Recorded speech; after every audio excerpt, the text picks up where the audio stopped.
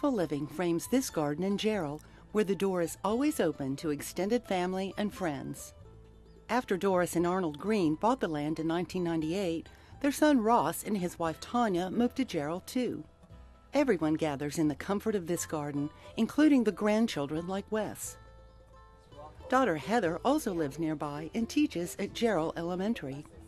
Tanya's dad built the clever well house, adorned with license plates noting significant birth dates and Arnold's family roots. The pond was an overgrown, dried-out stock tank and the land an old cow pasture when the Greens visited Tanya's parents in Jarrell and fell in love with the friendly community where everyone's a neighbor.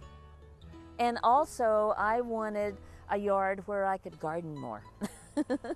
Because in Austin, I just had a small yard, and I gardened there as well, but I just wanted, my mind, when I see something, I see all of these things, I see everything. Just, like when I saw the hole at the back of the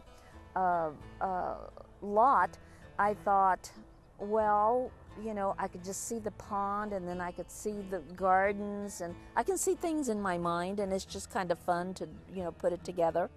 They planted trees near the house to soften the blow of relentless sun. Close in, under relaxing shade, Doris mingles color and textures in a thoughtful, artistic tumble.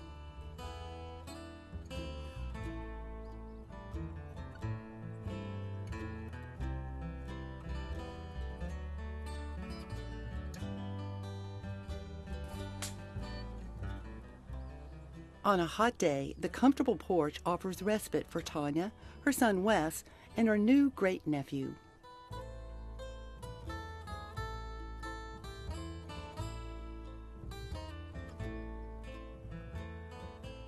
But a lot of the charm for the Greens is the broader view that doesn't fence them in.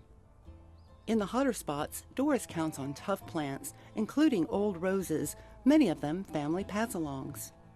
I like the antique roses because they're not as finicky as the hybrid teas, so they're just very hardy, hardy roses. That's what you see in abandoned houses and in cemeteries and all of that, so they require very little attention. We fertilize once a year, and then maybe once or twice a year my husband just shears them, no fancy pruning here or there. He just takes the shears and cuts off sometimes a third of it, depending on what rose it is and how big it has gotten. So, and where I have it, that always makes a difference as to how much I want off. But yeah, you just whack, whack, whack, whack, and go on about your business. Adaptable Daylilies find a spot everywhere. My friend Velia belonged to the Austin Daylily Society. And I had one daylily that a friend from my old neighborhood had given me. And it just, daylilies are so easy to grow. My husband says, why don't we have more of those? And so then Velia said, you really need to join the Daylily Society. And of course, one thing led to another, and now I have over 200 cultivars of daylilies. And I love them because they are easy to grow. They come in every shape and color, and there's just such a variety of them.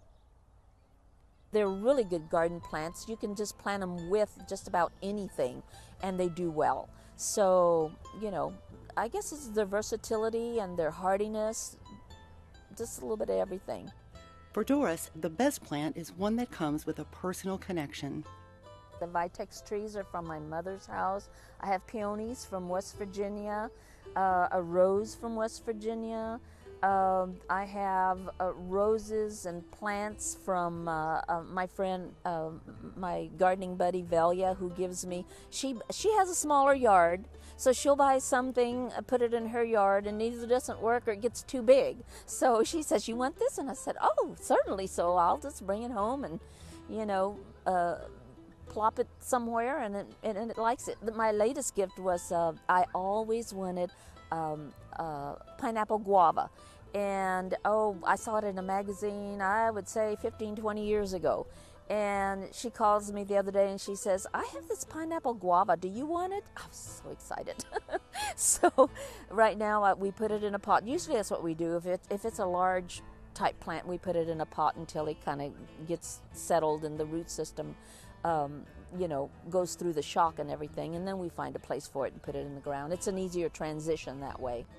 Doris has excited many people herself, since she's always dividing her plants to pass along some memories. When you have perennials, that's one thing. When you have perennials, they multiply, and they love it here, so they really multiply.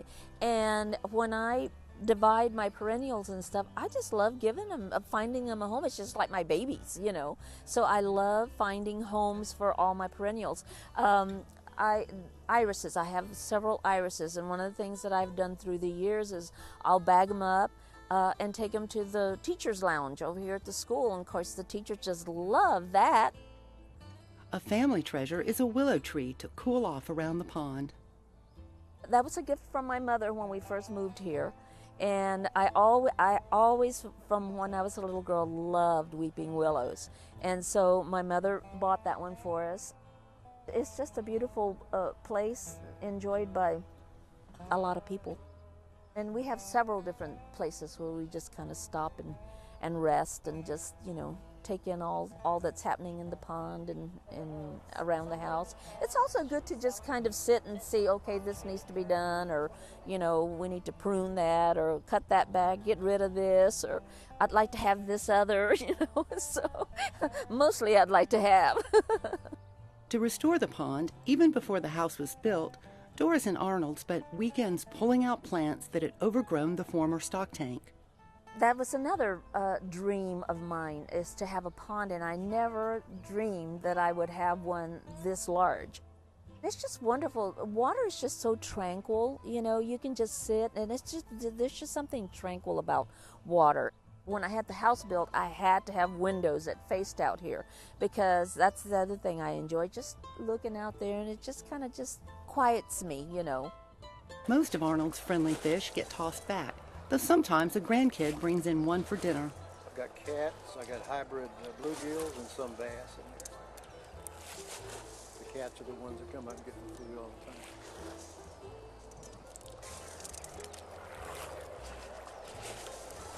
Most of the things that you see around the pond, the plants, are gifts from friends. Just a little piece of this and a little piece of that. Doris befriended its borders with fragrance and color.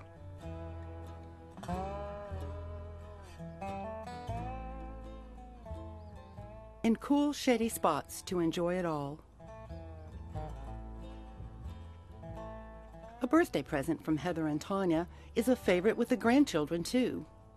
The whole family travels the yellow brick road on the pond path and contributed to the Wizard of Oz garden, inspired by Tim Harrington's daylily hybrids in honor of his wife, who loved the Wizard of Oz. For Doris, the garden is yet another avenue for her creative expression, including the hypertufa pots she makes. I do a little bit of oil painting, and I don't do paintings in oil anymore. My medium is now plants, and I just love it. I love to be able to look at an area and mix color and texture and just all the different heights, and plants, there's just so many of them, and so many different colors, so many textures, I just get excited just talking about it, because you can just it is like a painting. You just start out with a blank canvas and you add here and there, and it's always changing. That's the neat thing about it. I just love flowers. I'm crazy with them.